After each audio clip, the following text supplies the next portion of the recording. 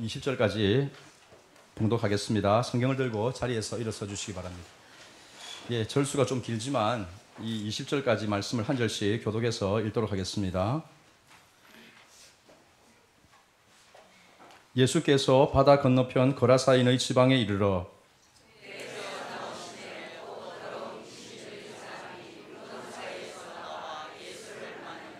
그 사람은 무덤 사이에 거처하는데 이제는 아무도 그를 쇠사슬로도 맬 수 없게 되었으니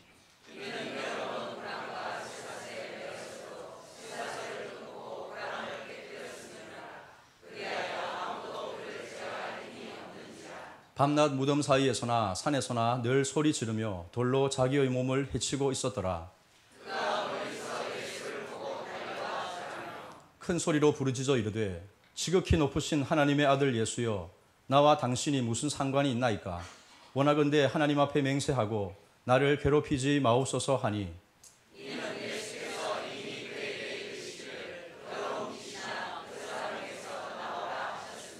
이에 물으시되 내 이름이 무엇이냐? 이르되 내 이름은 군대니 우리가 많음이니이다 하고, 마침 거기 돼지의 큰 떼가 산 곁에서 먹고 있는지라.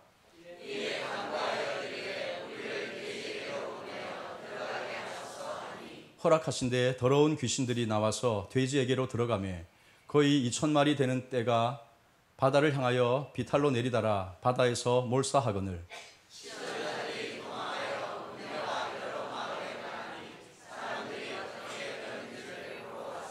예수께 이르러 그 귀신 들렸던 자 곧 군대의 귀신 집혔던 자가 옷을 입고 정신이 온전하여 앉은 것을 보고 두려워하더라.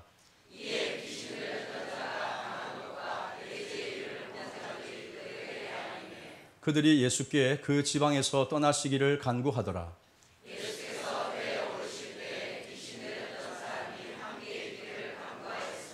허락하지 아니하시고 그에게 이르시되 집으로 돌아가 주께서 네게 어떻게 큰 일을 행하사 너를 불쌍히 여기신 것을 네 가족에게 알리라 하시니, 그가 가서 예수께서 자기에게 어떻게 큰 일 행하셨는지를 데가볼리에 전파하니 모든 사람이 놀랍게 여기더라. 아멘.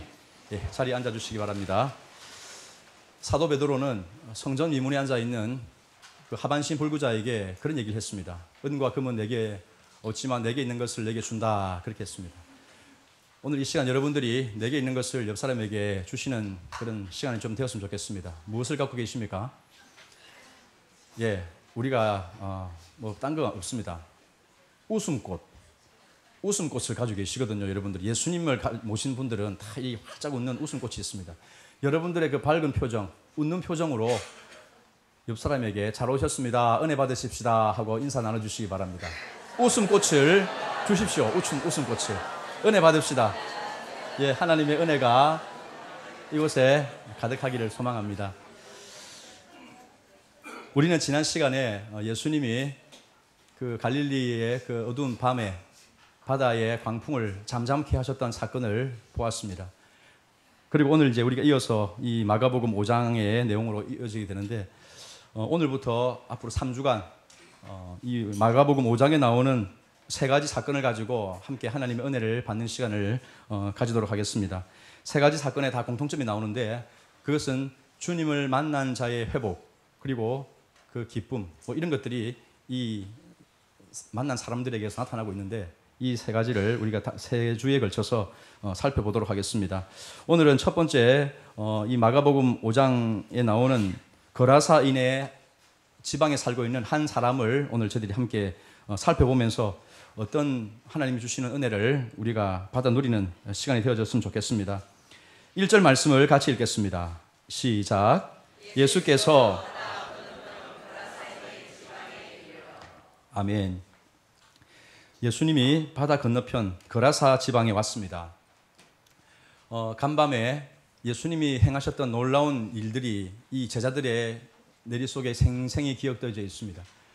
그 성난 파도와 미친 바람을 말씀 한마디로 잠잠하게 하셨던 그 예수님, 저분이 과연 누구시기에 저런 놀라운 일을 행하셨는가, 그 감동을 가지고 지금 예수님과 함께 이 거라사 지방에 당도를 하였다 하는 것입니다. 이 거라사 지방은 갈릴리 지난주에 우리가 지도를 좀 보았죠. 동부 쪽에 있는 그 데가볼리라는 지역이 있습니다. 20절에도 보면 데가볼리라는 지명이 나오는데 이 데가볼리는 합성어입니다. 데카, 숫자 열을 가리킵니다. 볼리는 폴리스입니다.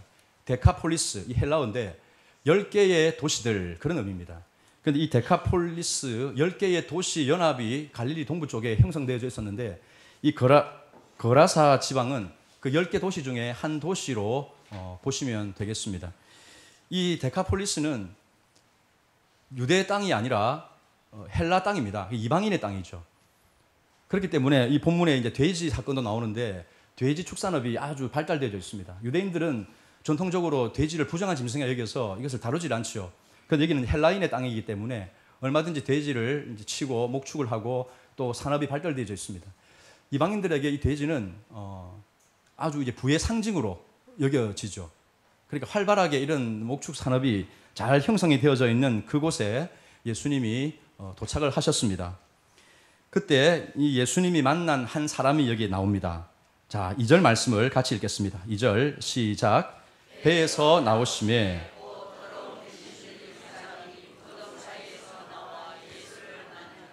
아멘. 예. 배에서 내리자마자 한 사람이 예수님을 만나기 위해서 달려왔습니다.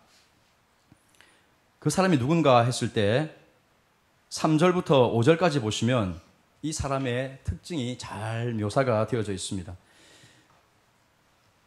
이 사람을 딱 떠올리면 두 단어가 기억이 납니다. 더럽다, 무섭다입니다. 어떤 사람을 보면서 아이 더러워 하는 사람이 어떤 사람입니까? 아이 무섭다, 저 사람은 가까이 해서는 안 되겠다 라고 얘기하는 사람이 어떤 사람입니까? 그 두 가지를 만족시키는 사람이 오늘 이 본문에 나오는 이 사람입니다. 특징을 잘 보시면 우선 3절에 보면 이 사람은 무덤 사이에 거처한다라고 했습니다. 보통 우리는 가정이 있고 또 이웃과 함께 더불어 지내지 않습니까? 가족들과 함께 지내야 되고 또 이웃 사람들과 더불어서 지내는 이 마을을 떠나서 무덤에 가에 거처하고 있다, 공동묘지에 거하고 있다라고 말을 했습니다. 한눈에 봐도 좀 이상하죠. 무덤이 어떤 곳입니까? 시신이 누워져 있는 곳입니다. 그 시체가 썩어서 아주 부패한 곳이 이 무덤이죠. 썩음과 타락과 부패를 상징하는 이 무덤이 자기에게 아주 적합한 장소로 이 사람은 인식을 하고 그렇게 자기가 거기서 거하고 있다라고 여기서 기록을 하고 있습니다. 5절에 보시면 이 사람은 잠을 안 자고 밤낮 무덤 사이에서나 산에서나 소리 지르고 다녔습니다. 잠을 자질 않습니다. 여러분, 잠은 집에서 주무셔야 됩니다. 계단 같은 데 막 누워서 이렇게 계시면 안 됩니다. 이 본문에 보니까 이 사람은 집을 떠나서 무덤가에 거주하는데 잠을 안 잡니다. 여러분, 밤이 되면 잠을 자야 되죠. 그게 정상적인 사람 아닙니까? 그런데 이 사람은 그렇게 하질 않죠. 그리고 이제 5절 하반절에 보면 소리를 지를 뿐만 아니라 돌로 자기의 몸을 해치고 있었습니다. 그러니까 자기 몸을 막 자해를 하는 이런 파괴적인 성향이 이 사람에게 있었습니다. 그런데 이 사람이 참 무서운 게 뭐냐면 아무도 이 사람을 막아설 수가 없다는 겁니다. 3절과 이 4절을 보시면 이 사람이 막 돌아다니면서 소리 지르고 피해를 끼치니까 사람들이 이 사람을 쇠고랑을 채우고 사슬로 묶어 놓았습니다. 그런데 이 사람이 그것을 끊어버리고 돌아다니는데 아무도 이 사람을 제어할 수가 없다, 그렇게 기록을 하고 있습니다. 삼척동자가 봐도 이 사람은 미친 사람입니다. 뚜렷한 특징이 나타나죠. 이 사람을 2절에 보니까 어떻게 기록을 하고 있느냐 하니까 더러운 귀신 들린 사람이라고 했습니다.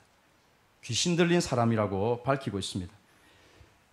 그 사람이 가지고 있는 인격이라고 하면 지성, 감정, 또 내 안에서 자유로운 의지, 이런 것들이 다 포함이 되는데 이 전 인격이 완전히 악령에게 사로잡혀 점령되어져 버린 사람이라고 여기서 기록을 하고 있습니다.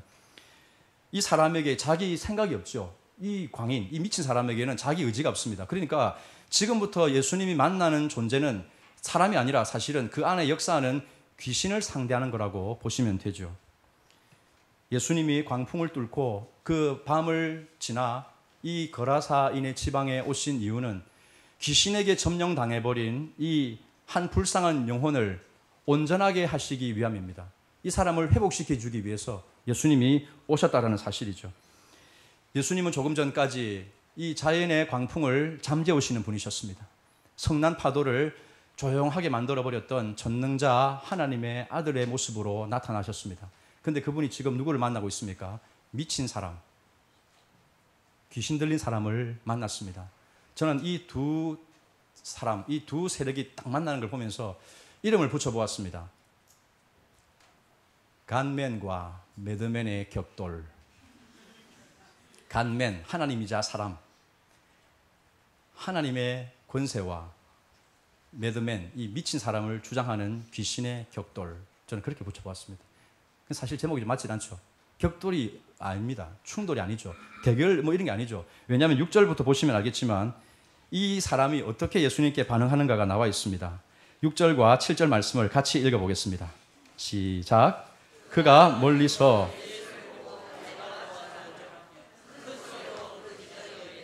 지극히 높으신 하나님의 아들 예수여, 무슨 상관이 있나이까? 원하건대 하나님 앞에 맹세하고 나를 괴롭히지 마옵소서 하니.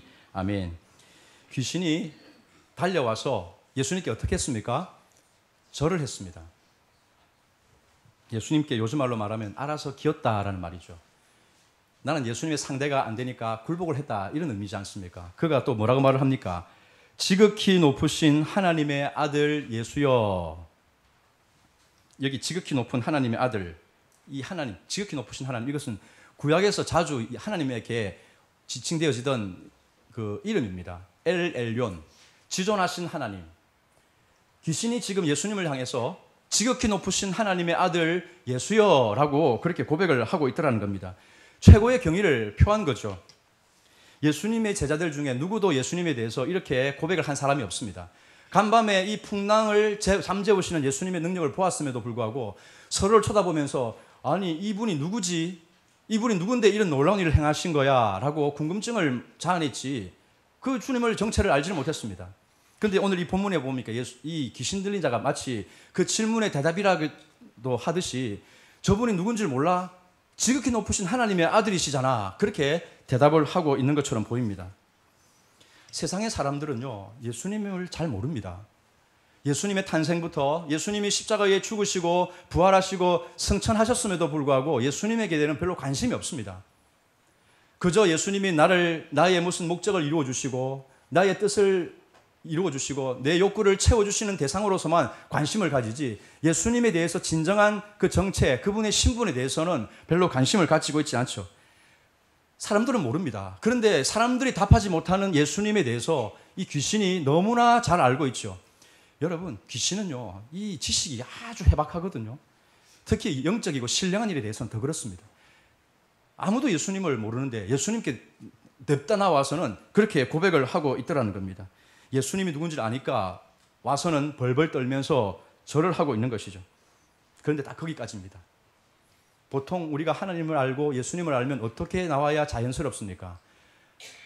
찬양과 경배가 나와야 되죠. 예수님을 알면 지극히 높으신 하나님 찬양 받으소서, 영광 받으소서, 이게 우리들 안에서 나와야 되는 자연스러운 반응인데 이 귀신을 잘 보십시오. 하나님의 아들 예수여라고 하고 나서 뭐라고 했습니까? 당신이 나와 무슨 상관이 있습니까? 나를 괴롭히지 마십시오라고 하면서 제발 딴 데로 가달라, 그렇게 말을 하고 있는 것처럼 보이지 않습니까? 여러분, 세상은, 이 귀신은요, 세상에 내려온 타락한 천사들입니다. 하늘에서부터 내침을 받아서 세상에 내려왔죠. 그래서 뭘 합니까? 하나님을 잃어버린 이 세상, 하나님을 놓쳐버린 이 모든 사람들에게 들어와서는 그들을 점령하고 장악하고 지배하는 일을 하고 있었습니다. 마치 주인처럼. 그런데 예수님이 어떻게 하셨습니까? 그 귀신을 뒤따라오는 모양새처럼 사람의 몸을 입고 이 세상에 내려오신 것 아닙니까? 이 귀신은 영적인 세계를 너무나 잘 아니까 예수님이 왜 내려오셨는지를 잘 압니다. 우리가 예전에 마가복음 1장에서 가버나움 회당에 귀신 들린 자를 상대하셨던 주님을 우리가 보았죠. 그때 이 귀신이 어떻게 얘기를 했냐면, 나사렛 예수여, 우리가 당신과 무슨 상관이 있습니까? 우리를 멸하려 왔나이까? 그렇게 이야기를 했습니다. 이 알고 있는 거죠. 자기들의 일을 해방하고 완전히 파괴하기 위해서 주님이 오셨다는 사실. 예수님은 오늘 우리에게 마귀의 일을 멸하기 위해서 오신 분이라는 사실을 기억하시기를 바랍니다. 예수님의 권세 때문에 비록 쩔쩔매면서 눈치 보는 모습을 보이지만 이 귀신은 언제나 예수님에게 적대감을 가지고 예수님이 하는 일에 다 회방을 놓기 위해서 이 땅에 존재하는 그런 자들인 것이죠. 귀신은 예수님을 알아볼 지식은 있었지만 그분 앞에 굴복하고 그분을 예배드리고 섬기는 그런 모습을 갖지 못합니다. 제발 나를 괴롭히지 마세요. 떠나가세요. 여러분, 우리들의 모습 이와 같지는 않습니까? 예수님을 안다고 하면서 예수님이 귀찮은 존재, 성가신 존재로 혹시 여기지는 않습니까? 그래서 어느 정도 거리를 두고 주님과 조금 이렇게 평행선을 걷는 그런 어떤 신앙의 어떤 모습 있지는 않는지를 돌아보아야겠습니다. 예수님은 우리가 알면 알수록 더 가까이 하고 싶은 분 아닙니까?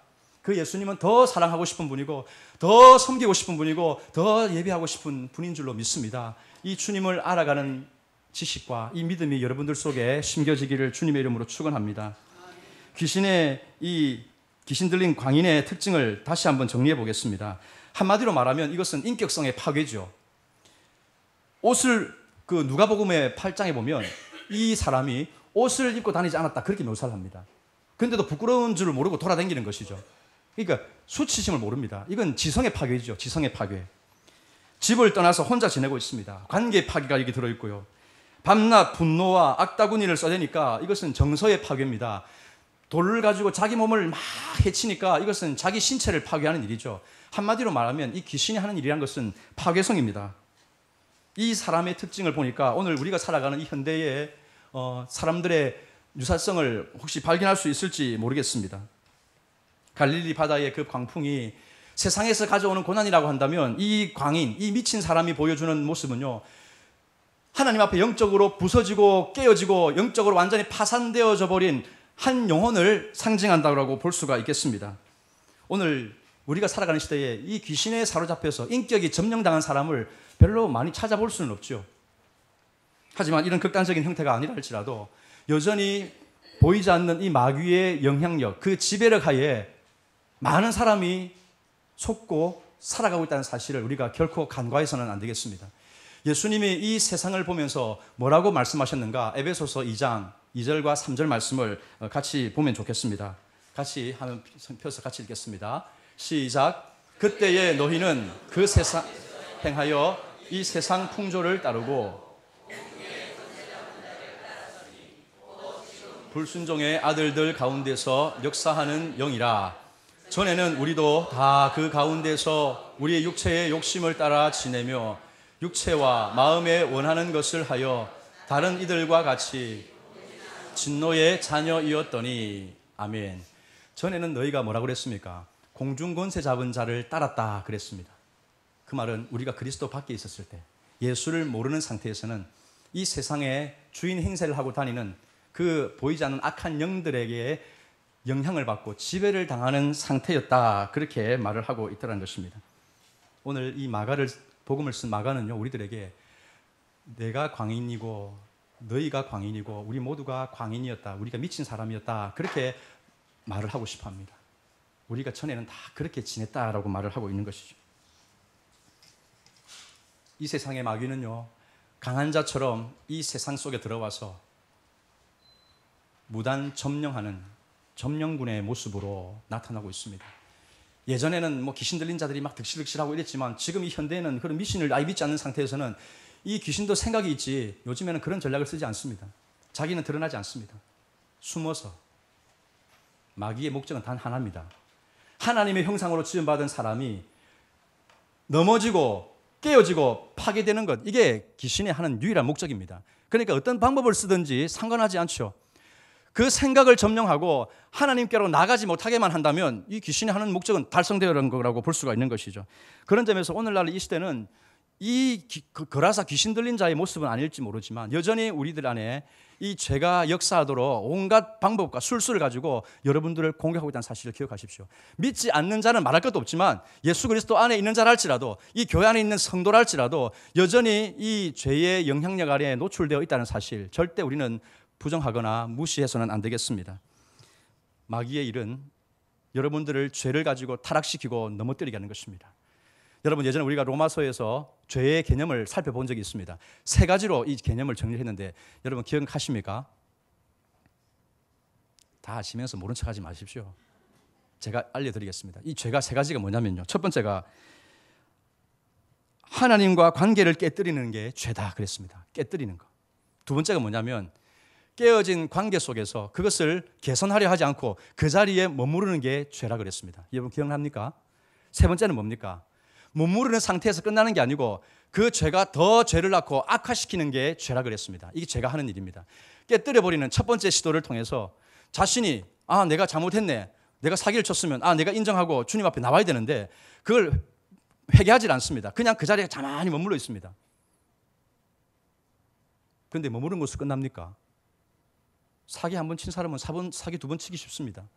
죄는 점점 더 확산되어지죠. 점점 더 악화시켜버리는 게 바로 이 죄를 무기로 삼아 귀신이 하는 일이라는 겁니다. 결국 이 귀신 들린 자는 그렇게 점령당해버렸고 자기의 의지가 전혀 발휘되지 못하는 모습을 가지고 있습니다. 사랑하는 성도 여러분, 우리는 이 시대를 돌아보아야 하겠습니다. 우리가 살아가는 시대는 얼마나 참을성이 없는 시대입니까? 절제력이 없습니다. 걸핏하면 쉽게 화가 솟구치고 분노가 조절되지 않는 그런 시대입니다. 여러분들 안에 얼마나 여러분들의 마음의 감정을 잘 다스립니까? 여러분들의 자녀를 보시면서 얼마나 하나님의 사랑으로 용납하면서 그 아이를 품어줍니까? 잘 안 됩니다. 왜냐하면 이 세상은 막 화를 돋구는 시대고 그게 자연스러운 것처럼 보이기 때문에 그렇죠. 우리의 생활을 파괴하는 중독 성향은 어떻습니까? 이전에 비해서 더욱더 뚜렷해졌죠. 스마트폰 보십시오. 스마트폰. 대한민국 국민의 10명 중에 9명이 들고 다닌다고 합니다. 애도 어른도 할 것 없이 다 옆에 끼고 있습니다. 그거 가지고 뭐 합니까? 스마트폰 가지고. 오빠는 게임을 합니다. 동생은 게임을 합니다. 아빠도 게임을 합니다. 엄마는 뭐 게임을 별로 안 좋아하시는 분들인지 모르겠으니까 카톡을 합니다. 카톡. 전부 다 이 폰에다가 고개를 숙이고 있습니다. 모두가 다 스마트하게 폰 속으로 다 빠져들어가는 시대, 우리가 살아가고 있는 이 대한민국의 사회 아닙니까? 우리 이러다 전부 다 뭐 전 국민이 닌자 거북이 될 것 같습니다. 거북목 증후군 들어봤죠? 다 고개를 숙이고 있습니다. 버스를 타나 지하철을 타나 길을 가나 식당을 가나 어디서든지 다 들고 있습니다. 중독 성향이죠. 중독 성향. 나는 중독 아니야. 물론 그럴지 모르겠습니다. 하지만 사탄이 얼마나 교묘하게 정말 정상적인 생활을 하지 못하도록 그 마음과 생각을 사로잡아 가는지를 모릅니다. 여러분, 뭐 중독이 스마트폰뿐입니까? 알코올은 어떻습니까? 술 중독 어떻습니까? 술 중독. 참 이름도 멋지게 지었죠. 참이슬. 이슬 톡톡. 참 술로 패가 망신한 사람이 얼마나 많은데 이 참이슬을 보면 무슨 성경에 나오는 뭐 새벽이슬 같은 그런 혼동이 생깁니다. 술을 마시면 영롱해질 것 같습니다. 몽롱해집니다. 이게 오늘 우리가 살아가는 이 시대의 모습인 것이죠. 담배는 어떻습니까? 담배. 네, 제가 어떤 인터넷에 그 유머 글을 봤는데 그 정부에서 국민들 담배를 끊으려고 담배값 올리지 말고 이런 제안을 하면 이렇게 하면 어떨까 하고 제안을 한 그 글이 있었습니다. 담배 이름을 바꿉시다. 담배 이름을. 그렇게 제안을 했습니다. 황천길, 오동나무관, 폐암말기. 편의점에 가서 아저씨 폐암말기 한 갑 주세요. 다 떨어졌는데 오동나무관은 어떨까? 그거라도 드릴까? 아닙니다. 그냥 황천길 주세요. 이런 스토리가 된다면 이게 그만큼 우리가 이 참 담배가 우리 안에 익숙한 그런 시대에 우리가 살고 있는 것이죠. 담배뿐입니까? 음란물 중독. 이 10대가 얼마나 이 유해한 이 음란물에 노출되어 있습니까? 게임 중독, 도박 중독, 성형 중독 모두가 다 중독입니다. 이 중독이라는 게 뭡니까?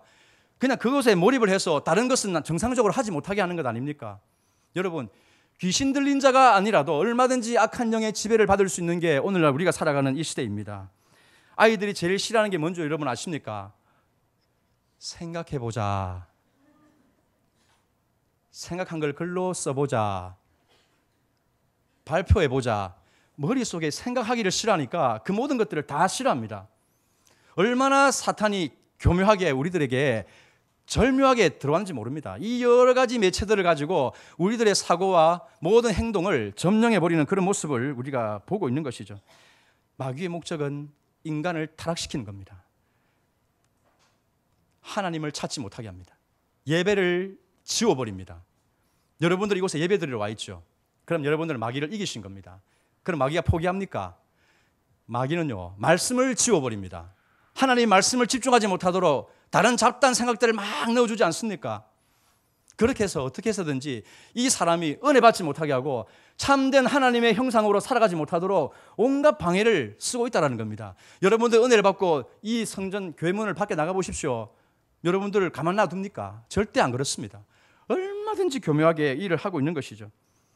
이 군대의 이 귀신의 정체가 9절에 나오는데 예수님이 물었습니다. 네 이름이 무엇이냐라고 했을 때 뭐랬습니까? 나는 군대입니다 했습니다. 군대입니다. 이 군대는 군단이라고 바꾸면 좋겠습니다. 레기온, 로마 군단을 가리킵니다. 6천 명의 이 병력이 한 단위를 구성하는 레기온, 군단이라고 그랬는데 우리가 군단이다 그랬습니다. 그만큼 이 귀신의 숫자가 많다라는 거죠. 한 영혼에 들어있는 귀신이 2천 마리가 된다 했습니다.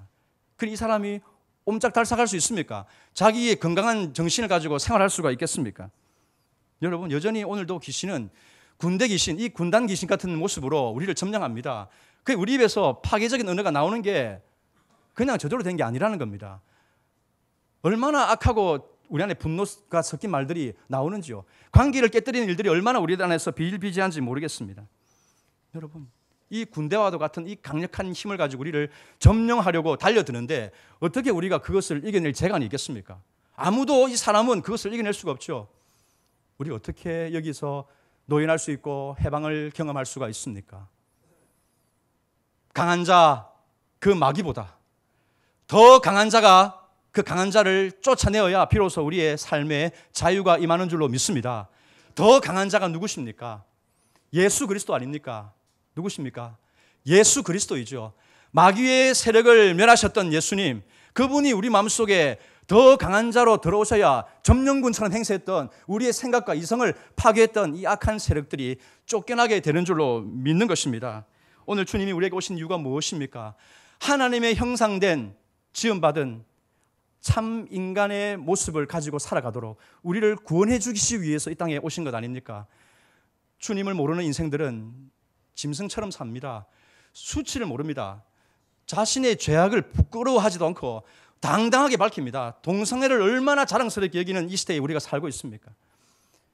모든 사람이 다 그렇게 하니까 너도 나도 죄를 더 많이 지으려고 막 경주하는 것 같습니다. 수치를 모르는 참 이런 모습을 가지고 있습니다. 하나님 우리에게 숭고한 가치를 가지고 이 세상 가운데 하나님의 영광을 위해 살아가라고 지음을 받았지만 과연 우리들 안에 얼마나 하나님의 영광을 위해서 살아가고자 하는 사람들이 있습니까? 다 무너져 버렸습니다. 점령해 버렸습니다. 귀신이 우리를 완전히 장악해 버렸습니다. 하나님의 말씀을 들으러 나오는 것보다 세상에서 우리의 욕구와 우리의 쾌락과 만족을 채우는 그런 일들에 얼마나 우리는 쉽게 끌려가 버립니까? 사랑하는 성도 여러분, 우리에게는 희망이 없죠. 오직 우리를 하나님의 참된 형상으로 회복시켜 주시는 우리의 구주 예수 그리스도만이 희망이신 줄로 믿습니다. 그 주님이 우리 마음속에 들어오셔야 비로소 우리 안에 자유와 회복이 나타나게 된다는 사실을 기억하시기를 바랍니다. 사탄이 아무리 군대처럼 강하게 우리를 지배하려고 다가온다 할지라도 풍랑을 말씀 한마디로 잠재우신 하나님, 그 모든 파도를 일순간에 조용하게 만들으셨던 예수님, 그 무소불위의 능력을 가진 예수님 앞에는 이 세력이 꼼짝 못하게 되는 줄로 믿습니다. 그래서 하나님께서 그 마음에 거하시는 하나님의 자녀는 마귀가 만지지도 못한다 그랬습니다. 예수님을 믿고 순종하는 사람들, 그래서 하나님의 영이 그 마음속에 역사하는 사람들은 어둠의 권세가 아무런 힘을 발휘하지 못하게 되는 줄로 믿습니다. 사랑하는 성도 여러분, 오늘 예수 그리스도께서 이 귀신 들린 자에게 오셔서 말씀하시는 말씀을 보십시오. 8절에 보겠습니다. 8절 같이 읽습니다. 시작. 이는 예수께서 이미 저에게 이르시기를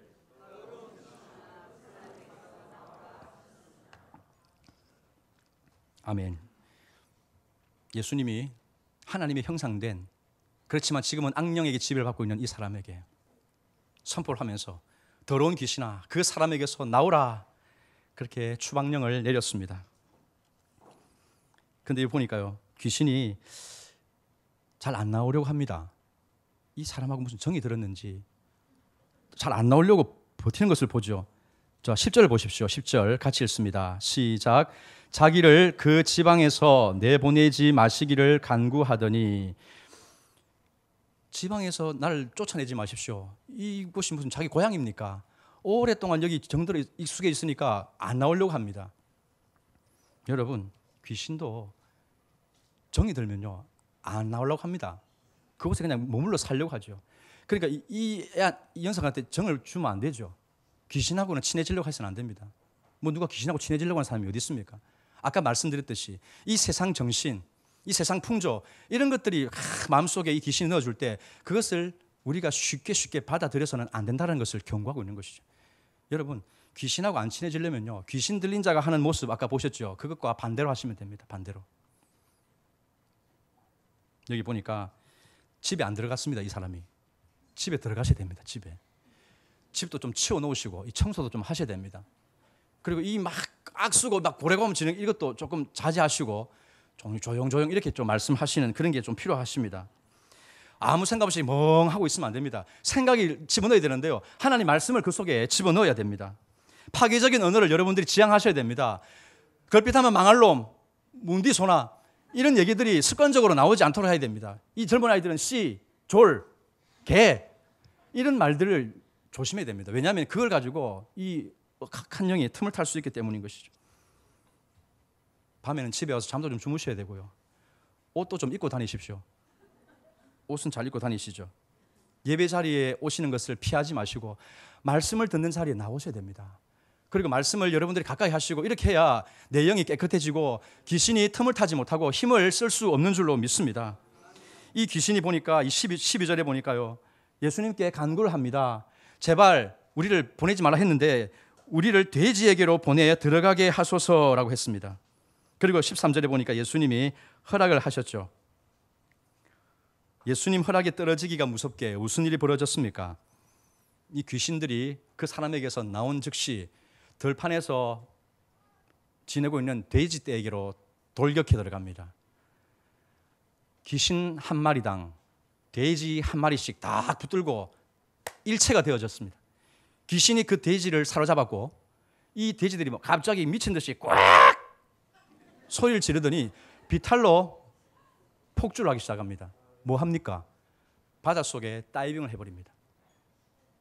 돼지 2,000마리가 아까 군대 귀신이라 했으니까 6,000명이 한 군단이라 그러는데 뭐 정확하게 숫자는 맞는지는 모르겠지만 한 마리씩 붙들고 바닷속으로 돌진해 들어갔습니다. 어떻게 보면 이게 어마어마한 광경이죠. 어마어마한 광경입니다. 사람들이 이 장면을 보면서 의문을 가집니다. 예수님이 꼭 이렇게 하셨어야 되나? 왜 그렇습니까? 예, 잘 있는 돼지들 귀신 붙여가지고 죽게 만들었다는 거 아닙니까? 요즘 같으면 무슨 동물 보호단체에서 무슨 동물 학대죄로 고소가 들어도 될 그런 상황인 것이죠. 잘 있는 남의 집 재산에 큰 손해를 끼친 격이 되어져 버렸습니다. 저는 여기서 예수님이 하신 것을 두 가지로 우리가 생각해 볼 수 있다고 여겨집니다. 첫 번째는요, 예수님은 귀신에게 억압받는 한 생명에 대해서 그 어떤 것보다 이 한 생명을 살리는 것이 가장 시급하고 긴급한 일이다 하는 사실을 우리에게 알려주고 있습니다. 그리고 두 번째는요, 돼지들아 바다에 뛰어들으라고 주님이 말씀하신 적이 없지요. 허락하신 것은 사람에게서 나와서 돼지에게 들어가는 것이었습니다. 그런데 그 돼지를 몰아서 바닷속으로 뛰어든 것은 귀신이 한 짓이죠. 엄격하게 말하면 그렇다는 겁니다. 절대로 예수님은 재산상의 손해를 가하실 의도를 가지고 있지 않는다는 사실을 여기서 보여주죠.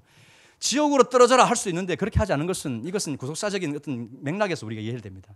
아직 주님께서 완전히 이 사탄의 권세를 전멸시킬 때가 이르지 않았기 때문인 것이죠. 마지막 때가 되면 그 무저경의 이 악한 영들을 다 싸그리 잡아서 쳐넣어버리는 그런 심판의 일들이 나타나겠죠. 아직까지는 이 때가 아니라 유보되어졌기 때문에 이런 모습으로 나타나고 있다고 이해해 주시면 되겠습니다. 소작인들이 이 어마어마한 광경을 보고는 마을로 들어갔습니다. 마을에는 그 농장에 이 가축을 치는 주인들이 있었겠죠. 그래서 즉시 주인들에게 알렸습니다. 농장 주인들이 달려왔습니다. 무슨 일인가 싶어가지고 달려왔는데 두 가지 장면을 보게 되었습니다. 첫 번째는 15절에 나오는 이 귀신 들렸던 자가 이제는 옷을 입고 얌전하게 예수님의 발 앞에 앉아있는 모습이었습니다. 그리고 또 시선을 돌려서 딱 보니까 엄청난 광경이 눈앞에 들어왔습니다. 그것은 바로 자신의 피 같은 돼지 떼들이 바닷속에 빠져가지고 허연 배를 드러내놓고 둥둥 떠있는 2,000마리의 이 떼 죽음을 당한 이 돼지 죽음을 보았다는 것입니다. 이 농장 주인들에게 어떤 것이 더 시선을 끌었겠습니까? 한 영혼이 살아나서 주님의 발차 앞에 있는 모습이겠습니까? 아니면 그 돼지들이 뒹굴뒹굴 하면서 바닷속에 그냥 둥둥 떠있는 그 광경이겠습니까?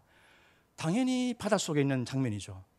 왜냐하면 내 피 같은 재산, 내 피 같은 자식 같은 저 짐승들 저 다 죽어서 있기 때문에 그런 것이죠. 농장 주인들이 예수님께 뭐라고 얘기를 합니까? 여기 보시면 17절에 보시면요. 그들이 예수께 그 지방에서 떠나시기를 간구하더라. 왜 예수님을 떠나시라 했습니까? 두려움이 생겼기 때문입니다. 두려움. 이 두려움이 무슨 두려움입니까? 이것은 경외감 같은 그런 차원이 아닙니다. 두려움이란 게 이분이 이 마을에 계시면 문제다, 불길하다, 재앙이다, 예수님을 트러블 메이커로 여기는 그런 두려움이었습니다. 그러니까 이 사람이 가는 곳마다 분명히 재산이 파괴가 일어나고 우리는 완전히 망하게 될 것이다. 이런 생각에서 예수님을 떠나가라고 그렇게 간청한 것 아니겠습니까? 안타깝게도 지금 주민들은 예수님을 배척을 하고 있습니다. 이유는 한 가지입니다. 자기들이 피해를 더 입을까 싶어서입니다. 지금까지는 아무런 문제가 없었다고 그들은 생각합니다. 괜히 잘 있는 저 귀신 들린 자를 건드려가지고 이런 주민 마을을 발칵 뒤집어 놓은 셈이 된 거 아닙니까? 귀신 들린 자가 잘 있었습니까?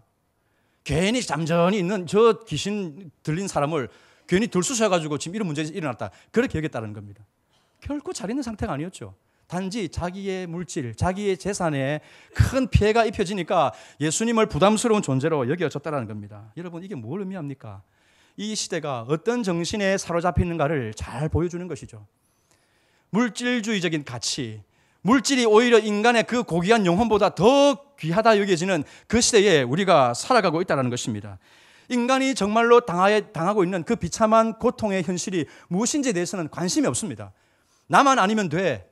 저 사람이 저렇게 살든 말든 나는 신경 안 써. 나는 내 재산만 잘 지키면 돼. 이게 지금 이 사람들이 가지고 있는 모습입니다. 나에게 먹고 사는 문제보다 더 절실한 게 무엇인가? 이 사람들은 완악과 무지에 쌓여서 그 주님의 하신 일에 대해서 그 진정한 가치를 볼 수가 없었습니다. 이 주민들의 관심은 오로지 자기 재산이었습니다. 피 같은 그 돼지 떼들이었습니다. 영혼에 대한 탄식, 그 고통, 그 아픔이 이 사람들이 과연 있었을까요? 우리가 살아가는 이 시대가 이와 비슷하지 않습니까? 얼마나 비정한 시대입니까? 옆에서 사람이 죽어나가도 나에게 피해가 될까 싶어서 관심을 두지 않습니다. 집값 떨어질까 싶어서 장애우 시설, 장애우 학교, 우리 동네에, 우리 마을에 좀 세운다 하면 길을 쓰고 반대를 합니다. 왜 하필 우리 동네야? 다른 동네 가라고 합니다. 다른 동네도 마찬가지지 아닙니까? 어디로 가야 됩니까? 뭐 무인도에 세워야 됩니까? 세상에 그만큼 자기중심이고 이기적이고 물질적이고 물질 숭배로 가득 차 있기 때문에 이런 모습들이 나타나는 게 아닌가 생각을 합니다. 우리는 예수님의 하나님 나라의 가치를 배워야 됩니다. 무엇이 정말로 중요한 가치인가? 그것은 바로 한 영혼의 귀중함이죠. 한 영혼의 귀중함. 예수님을 잘 보시면요, 광풍을 뚫고 그라사인의 지방에 왔습니다. 그리고 20절까지 이 사건이 종료가 된 다음에는 21절에 어떻게 합니까? 또 배를 타고 원래 계시던 가버나움으로 돌아갔습니다. 그러면 예수님이 지금 이 거라사 지방에 온 이유는 무엇입니까? 뭐 대규모 집회라도 열어가지고 무슨 그 사람들 확 전도하기 위함입니까? 아니었습니다. 오직 한 사람을 회복시켜 주시기 위함입니다. 이 거라사에 미친 사람, 이 귀신 들린 불쌍한 사람을 회복시키고 온전케 하기 위한 그 한 가지 목적을 가지고 예수님께서 오셨다는 사실을 우리에게 보여주고 있습니다. 사랑하는 성도 여러분, 오늘 주님이 우리에게 가지는 관심은요, 물질이 아닙니다. 이 세상의 그런 정신들이 아닙니다. 오직 한 영혼을 살려내기 위한 그 마음이 오늘 주님께 있는 줄로 믿습니다. 그 주님이 삭개오를 찾아가셨고요, 그 사마리아 수가성의 여인을 찾아가지 않았습니까? 수로보니게의 그 귀신 들린 딸을 주님이 주목하시고 고쳐주시는 모습을 보여주고 있습니다. 그 주님이 오늘도 찾아가는 사람들이 있죠. 바로 저와 여러분들 아닙니까? 우리를 찾아오셔서 죄의 형벌과 죄의 권세와 죄의 그 악한 세력과 힘에 짓눌려 지내는 우리들을 건져내어 주시기 위해서 오늘도 주님이 우리 가운데 찾아오시는 줄로 믿습니다. 여러분, 이 거라사의 이 광인이 회복시킬 만한 가치가 있습니까? 돼지 때 그 돼지 2,000마리의 목숨과 이 한 영혼의 목숨을 맞바꾼 셈이 되었는데, 과연 그렇게 해서 손실을 감수하고 이 사람을 건져낼 가치가 있습니까? 그가 무슨 고관 대작입니까? 마을의 지주라도 됩니까? 아닙니다. 그 사람은 아무도 거들떠보지 않는 그냥 버림받은 사람이고 쫑난 인생이고 막장 인생이었습니다. 인간의 가치를 따져도 별로 관심을 가지지 않을 만한 그런 사람이었지 않습니까? 그런데 주님이 그 사람을 찾아오셔서 그를 상대해 주시고 귀신을 내쫓아 주시고 건강하고 정상적인 상태로 주님의 발치 아래에 머무르게 만들어 주셨습니다. 다시 말하면 주님의 관심은, 한 영혼에 대한 관심은 차별이 없다는 겁니다. 누구든지 주님께 은혜를 받을 수가 있는 줄로 믿습니다. 여러분들이 나오셨으면 여러분들이 마음을 여십시오. 주님께서 여러분들의 마음을 만지시고 은혜를 부어주실 것입니다. 그분은 우리를 이름으로도 안다 말했습니다. 우리의 가장 깊은 곳에 있는 문제를 아십니다. 믿으시기를 축원합니다. 제가요, 우리 성도님들에게 불리어지는 호칭이 홍 목사님입니다. 그래서 어떤 분은 제가 성씨가 홍인 줄 압니다. 예수님이 찾아오셔서 저를 보고 홍 목사, 네가 홍 뭐더라? 이렇게 하지 않는다는 겁니다. 분명히 내 이름을 최홍님으로 알고 있고 내 마음의 깊은 곳, 내 문제, 내 고민, 내 어려움, 내 불안, 어떤 것이든지 다 주님이 알고 나를 만져주신다는 사실을 저는 믿습니다. 오늘 예수 그리스도께서 오늘 그런 모습으로 여러분들을 찾아가 주십니다. 그런데 여러분, 예수님은요, 이 귀신들처럼 그냥 문을 깨부시고 들어와서 그냥 막 점령군처럼 강제로 막 진압해버리고 행사하시는 그런 분이 아니죠. 얼마나 주님은 우리에게 인격적으로 일을 하시는 분인지 모릅니다. 문을 두드리십니다. 우리가 마음을 안 열면 주님은 안 들어오십니다. 언제나 우리의 자유의지를 존중하시죠. 인격적으로 대우하십니다. 왜 이렇게 못하느냐, 강압적으로 우리를 몰아세우는 분이 아니고 우리를 기다려 주십니다. 하나님의 은혜를 받을 수 있도록 이곳에 나왔다면 말씀을 들을 수 있도록 그들의 마음을 열어주시고, 이게 성령님의 역사죠. 진리의 말씀을 깨달을 수 있도록 도와주십니다. 여러분들이 잡념을 가지지 않고 오직 하나님의 은혜의 말씀께 집중할 수 있도록 성령님은 여러분들을 도와주시지 강제적으로 머리를 열어서 말씀을 막 부어주는 그런 일을 하지를 않는다는 겁니다. 그럼 우리는 이 하나님의 은혜를 받기 위해서 의지적으로 반응을 해야 되죠. 우리의 정서가 완전히 파괴되어지지 않고 이성이 깨어지지 않았다면 우리는 주님 앞에 우리의 생각을 가지고 예수 그리스도가 참으로 나의 진리요 길이요 생명이라는 사실을 안다면 어떻게 반응해야 되겠습니까? 주님 앞에 마음을 열어야죠. 주님이 우리를 위해서 어떤 십자가의 죽음을 당하셨는지 의미를 안다면 우리가 여전히 죄 가운데 뒹굴면서 그 사탄이 좋아하는 일에 우리가 마음껏 그것을 누리면서 살 수가 있습니까? 비록 이곳에 중독을 우리가 경험을 하고 있어서 힘들지만 어떻게 해서든지 그것을 끊어버리고 하나님이 원하시는 의의 삶, 하나님의 형상으로 지음받은 참인간의 삶으로 나가도록 몸부림치고 하나님의 은혜를 구하는 모습으로 나가는 것이 마땅한 모습이 아니겠습니까? 성도 여러분, 오늘 화평교회에 속한 모든 지체들, 이곳에 나오신 하나님의 은혜를 받으신 분들은 모두가 다 이 진리의 말씀 앞에 마음을 여시고 그리스도 예수 그분만이 나의 능력입니다. 어둠의 악한 세력을 이길 수 있는 유일한 능력입니다라고 고백하시고 그 주님을 맞이하신 은혜가 있으시기를 주님의 이름으로 축원합니다. 우리가 바라봐야 될 것은 돼지떼가 아니고요. 아이고 아까 봐라 저 내 재산, 그게 아니고요. 한 영혼입니다. 한 영혼. 죽어가는 한 영혼, 신음하는 한 영혼, 아무에게도 돌봄을 받지 못해서 소외되고 그렇게 어떻게 사는지 생사도 알지 못하는 그런 불쌍한 영혼들이 오늘 우리가 돌아보아야 될 그런 영혼들인 줄로 믿습니다. 여러분, 오늘 주님께서 가지시는 관심, 한 영혼에 대한 가치, 물질을 넘어서는 한 영혼의 천하보다 귀하다 여기신 주님, 사람은 양보다 귀하다고 말했습니다. 돼지 2,000마리가 문제입니까? 20,000마리가 죽어나가도 한 영혼이 살아날 수만 있다면 그것이 주님의 뜻입니다라고 기쁘게 그것에 참여할 수 있는 것이 그리스도의 영을 받은 자, 예수의 마음을 가진 저와 여러분들의 모습인 줄로 믿습니다. 귀신이 떠나간 후에 이 회복된 사람을 보십시오. 15절을 보겠습니다. 15절 같이 읽겠습니다. 시작. 예수께 이르러 그 귀신 들렸던 자, 곧 군대 귀신 짚혔던 자가 옷을 입고 정신이 온전하여 앉은 것을 보고 두려워하더라. 이 사람을 보십시오. 귀신 사로잡혔던 자가 이제는 옷을 입었습니다. 정신이 온전하여졌죠. 그리고 예수님의 발 아래에 앉아 있습니다. 여러분, 우리가 회개해서 예수님의 마음으로 변화되지 않는다면 그 누구도 온전한 마음을 가지고 있다고 말할 수 없습니다. 우리가 주님의 발치 앞에 앉아서 그분의 말씀을 듣는 자리가 아니라고 한다면 내가 있는 그것이 어느 장소랄지라도 올바른 자리가 될 수 없다는 사실을 기억하십시오.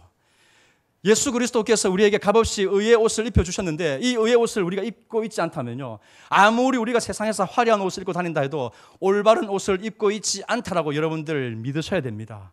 오직 그리스도의 옷을 입어야만, 예수 그리스도의 발 아래 앉아서 그분의 말씀을 들을 때에야만 우리가 참된 하나님의 백성이요, 하나님이 원하시는 참된 인격으로 회복되어져 있는 자들인 줄로 믿습니다. 사랑하는 성도 여러분, 이 사람이 어떻게 합니까? 회복이 되어져서 어떻게 합니까? 20절에 가서 보시면요, 그가 가서 예수께서 자기에게 어떻게 큰일을 행하셨는지를 데가볼리에 전파하니 모든 사람이 놀랍게 여기더라. 주님이 하신 큰일, 하나님이 하신 큰일을 데가볼리, 이 지역에 다니면서 전파하였습니다.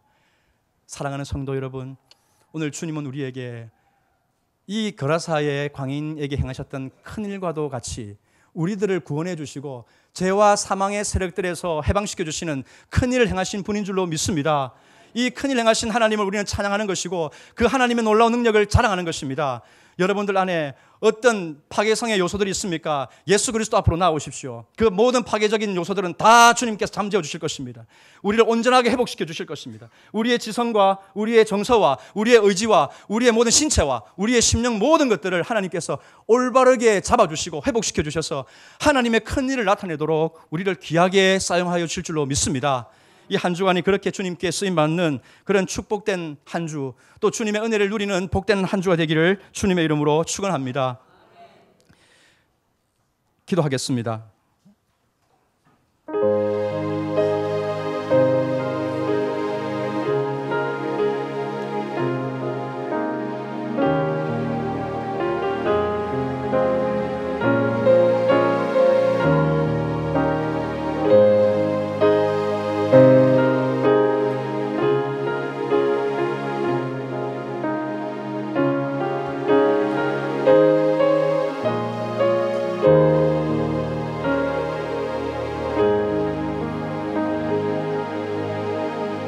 자비로우신 하나님, 오늘 거라사의 광인을 온전하게 하신 예수님의 사랑의 역사를 봅니다.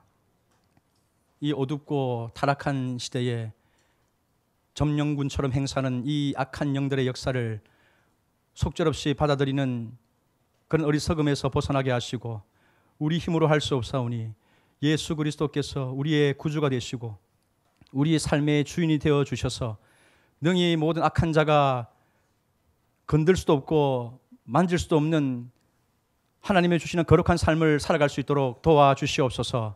한 영혼의 귀중함을 가르쳐 주신 주님, 이 세상에 있는 수많은 물질적인 가치들보다 한 생명을 위해서 나의 것을 아까워하지 않고 기쁜 마음으로 드리며 헌신하여 하나님의 그 큰 일을 드러내어 보일 수 있는 복된 믿음으로 우리 모두가 나아갈 수 있도록 역사하여 주시옵소서. 주 예수님 이름으로